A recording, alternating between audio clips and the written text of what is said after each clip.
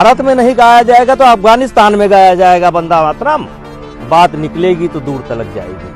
हिंदू से कन्वर्टेड मुसलमान हैं, क्या वो वंदे मातरम का विरोध करते हैं? ये राहुल गांधी या अन्य पार्टियां ये किसी के ठेकेदार नहीं है जनभावना की।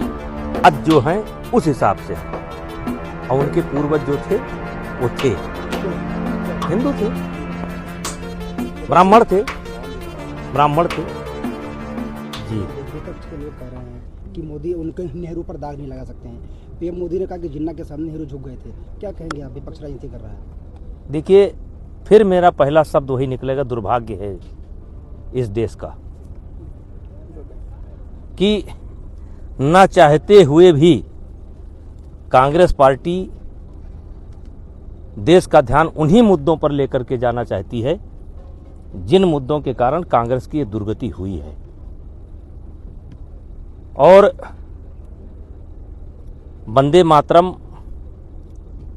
वो गीत है जिसको आधार बना करके स्वतंत्रता संग्राम की लड़ाई लड़ी गई, जिसमें बहुत बड़ी संख्या में मुस्लिम भी शामिल थे और वंदे मातरम से किसी को परहेज नहीं था। और जब अंग्रेजों के खिलाफ स्वतंत्रता आंदोलन शुरू हुआ, आगे जाकर के जिन्ना ने कुछ सवाल पैदा किए और ऐसा लगता था कि अंग्रेज भी जाते जाते चाहते थे कि भारत के टुकड़े हों, भारत कमजोर हो, और अंततः देश का विभाजन हो गया और मजहब के नाम पर पाकिस्तान बना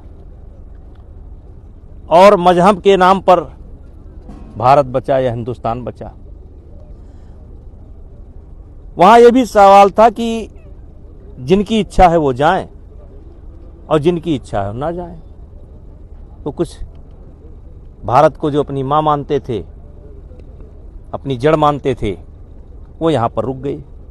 और जो रुके हुए हैं, मैं गारंटी के साथ कहता हूं, उसमें 80% वे मुसलमान हैं जिनके पूर्वज हिंदू थे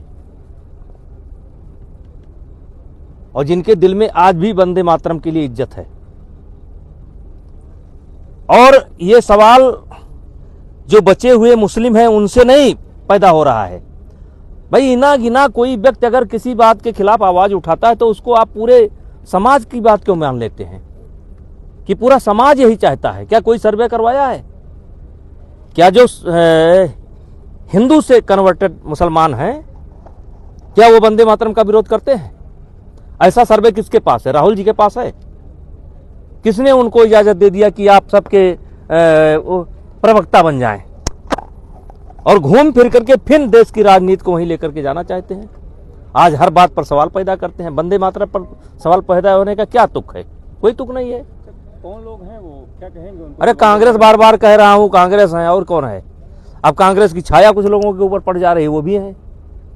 और कुछ लोग कांग्रेस से भी बढ़ करके हैं, जैसे बंगाल की राजनीति कांग्रेस से बढ़ करके है। तो ऐसी चीजों पर विवाद होना ही नहीं चाहिए। और ये राहुल गांधी या अन्य पार्टियां ये किसी के ठेकेदार नहीं है जनभावना की। मैं कहता हूं 70% कन्वर्टेड हिंदू हैं, वो कैसे वंदे मातरम का विरोध करेंगे?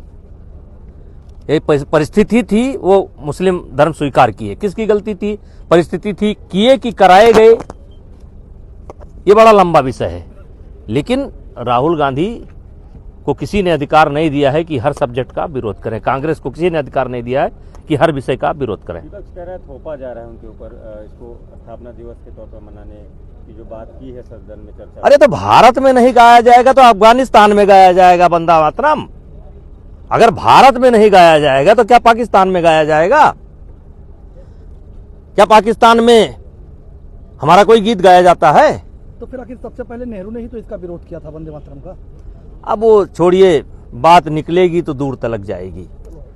बात निकलेगी तो दूर तलक जाएगी। आज लगभग 75 वर्ष पूरा हो रहा है, उसके बाद भी कांग्रेस सुधरने का नाम नहीं ले रही है और उन्हीं मुद्दों को ला रही है जो घाव उन्हीं को देता है। ये उन्हीं मुद्दों को लाते हैं जो घाव उन्हीं को देता है, दर्द उन्हीं को देता है, लेकिन ये मानेंगे नहीं। कल्कि धाम गए थे। कल्कि धाम बहुत सुंदर जो है, एक कल्कि भगवान का मंदिर वहां पर बन रहा है, जिसका शिलान्यास हमारे प्रधानमंत्री जी ने किया है, और प्रमोद कृष्णन जी जो है उसका एक तरीके से देख रहे हैं और मंदिर बनवा रहे हैं। और मानना है कि कलयुग में कल्कि भगवान का अवतार होगा।